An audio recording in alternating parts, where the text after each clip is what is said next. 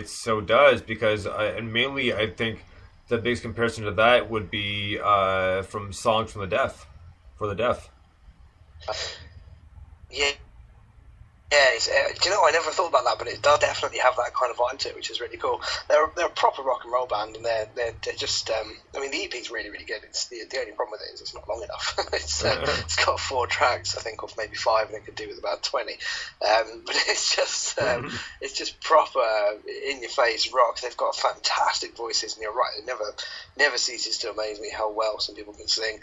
They do some clever stuff as well. There's some cool key changes and various bits in there, and it's got it's interesting because I pick up a real kind of Iron Maiden vibe in their music, but you're right, it's got a real Queens of the Stone Age thing going on as well, and there's just loads of interesting things going on in there, and they're just really, really good.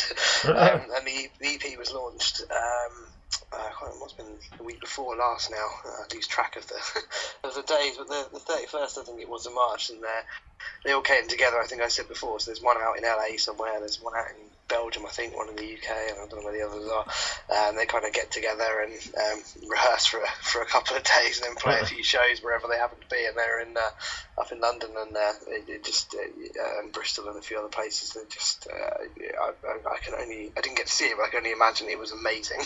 Those few days, I bet they're a really good live band. Yeah, very, very cool. Right on. So next up, we have another new song by one of your submissions, Mike. We have Wild Horse. Awesome. And this one is High Up My Hill. Dig this.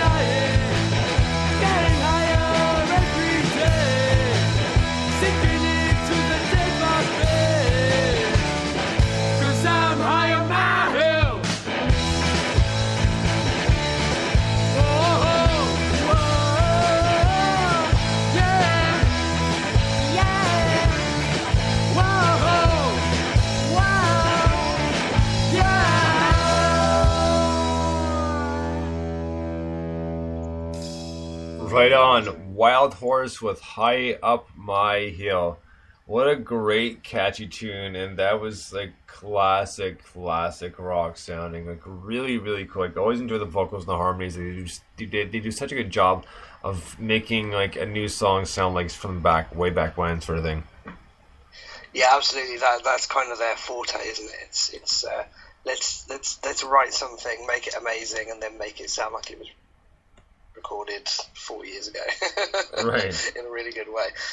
It's just awesome. It's great. It was actually this EP is brilliant, and that track I think is a bit heavier actually than some of the other stuff on there.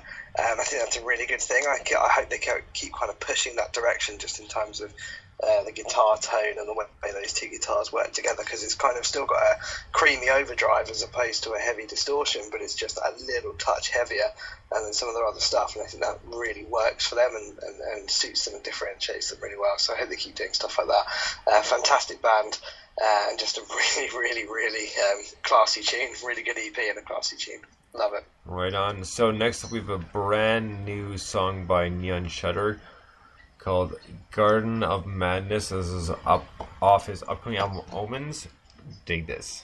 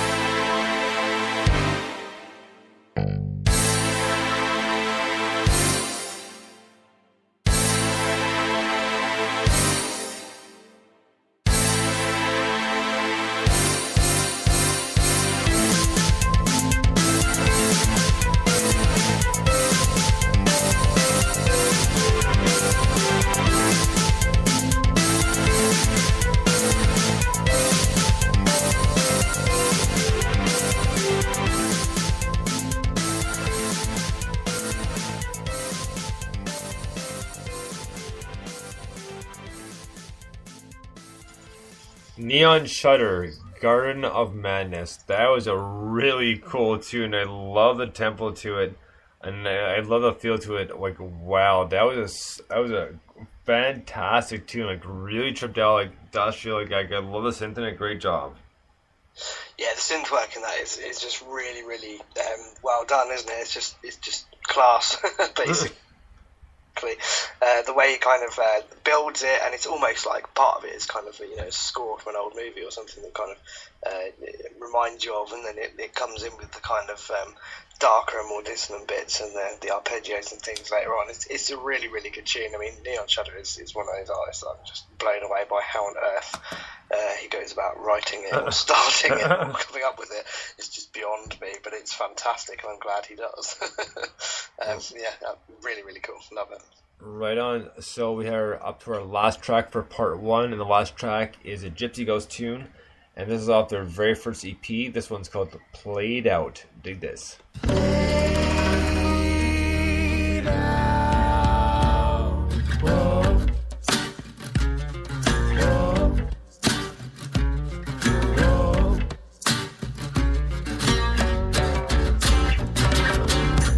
Better run a long time ago. I enjoyed your company. Whoa.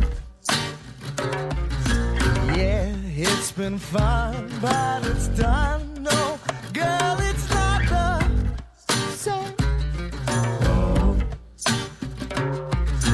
Played out. Whoa. Whoa. Played out. Whoa. Whoa. Whoa.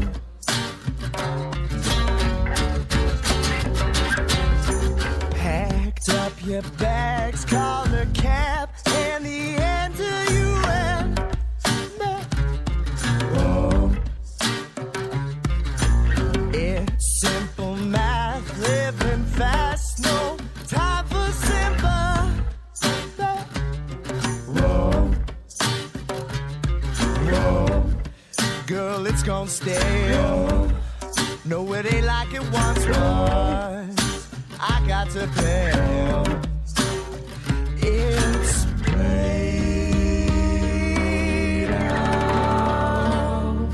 Whoa. Whoa. Played out. Sorry, I need fresh meat. Hungry.